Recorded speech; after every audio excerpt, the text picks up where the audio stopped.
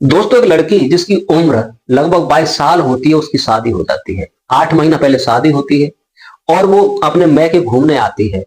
तो बुलाने के लिए उसका ससुर जाता है, क्या वो लड़का जॉब करता था। घर जाता है, समधन बहुत सुंदर होती है, समधी भी सुंदर होते हैं। तो समधन अपने समधी से कहते हैं कि 2-4 दिन रुक जाओ, बेटी को बुलाने आए हो तो बुला ले जाना। उनके पास बैठ के बातें करना, खाना पीना सब एक जगह करना, लेकिन खूब सुंदर समधी थे, समधन भी थी। सवेरा होता है, लड़की से कहती बेटी तुम बाजार चली जाओ, अपने कुछ ले आओ, कपड़े लगते जो कुछ इच्छा हो। और समधी रुके हैं तो लड़की बाजार चली जाती 10 बजे के बाद। समधी जो होती है अपना काम धंधा निपटा करके, और समधी जिस रूम में लेटे हुए होते हैं उसी के अंदर चली जाती है।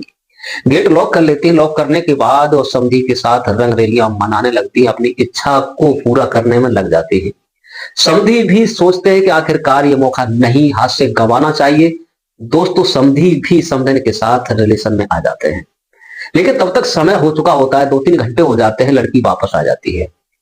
उसी मौके पर आती है जब समधी और समधन दोनों ही रिलेशन बना रहे होते हैं। दोस्तों, लड़की जब इधर उधर देखती है तो कमरे के अंदर से आवाज आ रही होती है। आवाज को सुनकर लड़की जब देखती है खिड़की से झांक करके, तो उसके होश उड़ जाते हैं, पैरों तले जमीन खिसक जाती है। आखिर उसका ससुर और उस लड़की की माँ दोनों ही नग्न अवस्था में संबंध बना रहे होते हैं। तो लड़की अपना सर पकड़कर बैठ जाती है। आपने सोचा भी नहीं होगा कि ऐसा भी हो सकता है, लड़की अपने सर पर हाथ रखकर बैठ जाती है। अंत में वो क्या करती है इन दोनों के साथ, ये कहानी सुनोगे तो आपके होश उड़ जाएंगे, क्योंकि आजकल रिश्ता तो बिल्कुल ही तार तार हो चुके हैं। दोस्तों, चलिए ज्यादा समय न लगाते हुए कहानी पर रुक करते हैं। ये कहानी शुरू होती है कानपुर देहात से, पनकी कस्बा है वहां से। पनकी का एक परिवार रहता है जहां पर जो व्यक्ति था जिनका नाम था सुभाष, जिनके एक लड़का था मनोज। इनकी पत्नी का 6 साल पहले देहांत हो जाता है। पत्नी का नाम दुलारी था।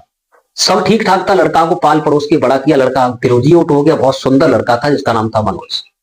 वो एक ऑफिस में कानपुर में काम करने लगता है। काम करने के बाद समय हो गया, लड़का की उम्र भी 23-24 साल हो जाती है। तो शादी का रिश्ता एक गांव के ही लोग होते हैं वो करवाते हैं। कहते हैं कि तुम्हारा पुराना संबंध है वहां, और अकेली लड़की है, उन पर कुछ जमीन जायदाद है, 4-6-10 बीघा, वो तुम्हें प्राप्त हो जाएगी, देने को तो कुछ है नहीं। अगर लड़की तुम्हें पसंद आ जाती है तो हाँ कर दो, लड़की को एक बार देख लो। तो लड़की को जब देखा जाता है, लड़की का नाम सीमा होता है। सीमा बहुत सुंदर थी, गोरी चिट्टी थी, हाइट भी ठीक ठाक थी।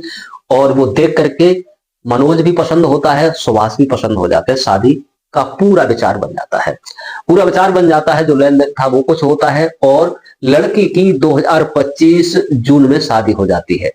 शादी होती है, लड़की अपने ससुराल आती है, बड़ा खुश रहती है।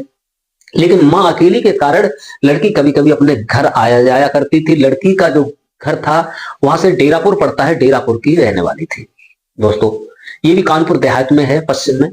तो लड़की अपने मायके आई हुई होती है, और तो उसका पिता जो होता है लड़की का, लड़के से कहता है कि बहू को बुला लाओ, खाना पीना की दिक्कत है, सीमा अकेली है और यहाँ कोई है नहीं।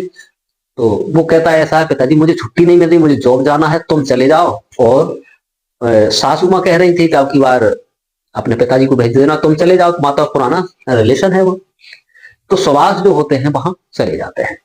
सुभाष जाते हैं, जाने के बाद वहां कहते हैं कि हम बेटी को बुलाने, सीमा को बुलाने आए हैं, भेज दो। लेकिन सीमा की जो माँ होती है अपने समधी को देख करके और कुछ मन में विचार अलग करने लगती है। कहती है कि आप आते जाते तो हो नहीं, 2-4 दिन रुक लो, उसके बाद चले जाना। वो रुक जाते हैं और वो पास बैठकर अच्छी बातें करना। अपनी लड़की से कहती बेटी तू मार्केट चली जा और जाकर अपने लिए कुछ सामान ले आ। तो लड़की जो थी सामान लेने चली जाती है, धोती साड़ी वगैरह जो कुछ। इधर मौका पाकर सीमा की माँ जो होती है अपने समधी के पास सुभाष के रूम में चली जाती है, बाहर से गेट बंद कर देती है। उनके पास बैठती है, बातें करती है। और जो समधी थे, समधन भी खत्म हुई थी 6 साल पहले, और सीमा के जो पिता थे लगभग 4 साल पहले खत्म हो गए थे। उनकी पत्नी नहीं थी, उनके पति नहीं थे। तो दोनों ही, इनकी उम्र लगभग 40-42 या 45-50 के भीतर थी। दोनों ही जवान लगते थे, सुडौल थे। दोस्तों, दोनों ही उस काम पर पहुंच जाते हैं, दोनों ही संबंध बनाने लगते हैं। लेकिन तब तक देर हो जाती है, लड़की वापस आ जाती, 2-2.5 घंटे हो जाते हैं। लड़की आ जाती है, आने के बाद अपने घर के अंदर एंट्री करती है तो क्या देखती है कि रूम था जिसमें ससुर थे वो लॉक है, उसमें से आवाजें आ रही हैं, अजीब आवाजें वो लड़की सुनती है। तो उधर की तरफ बढ़ती है, आवाज को देख के ऐसी आवाज कुछ अलग होती है, इस आवाज को सुनकर वो खिड़की के पास पहुंच जाती है। खिड़की के पास पहुंचकर जब वो देखती है खुलेआम अपनी नंगी आंखों से, तो उसकी माँ निर्वस्त्र होती है, समधी भी उसके ससुर निर्वस्त्र होते हैं, ये संबंध बना रहे होते हैं। तभी लड़की अपने सर पर हाथ रखकर और अपने रूम में आकर बैठ जाती है। अपनी माँ के आने का इंतजार करने लगती है, सोचने लगती है कि अब ये तो होना था वो हो चुका, और एक क्लिप वीडियो भी निकाल लेती है छोटा सा। दोस्तों, उन्हें नहीं मालूम था, क्योंकि उस समय वो जोश में थे, होश खो चुके थे।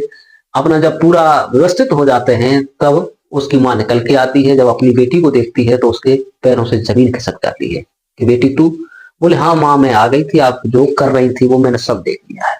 बेटी के पैर पकड़ती है, कहती है कि कोई बात नहीं, जो होना था वो हो चुका, तुझे तो मालूम है तेरे पिता खत्म हो गए हैं, और जो होना था किसी से कहना मत। बेटी कहती है कहने को बात क्या है, अब जो होना था वो हो चुका, अब मैं जो कहूंगी वो तुम्हें करना पड़ेगा।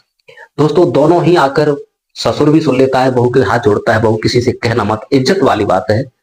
तो बहू जो होती है कहती है कि पिताजी कोई बात नहीं, मेरी माँ अकेली है, तुम खुद घर के आदमी हो, कोई बात नहीं, कोई बाहर का इस जगह अगर होता तो ज्यादा इज्जत खराब हो जाती। तुमने जो किया वो अच्छा किया, ठीक है, मेरी माँ ने जो किया वो अच्छा किया, इस चीज के लिए हर कोई उतावला होता है।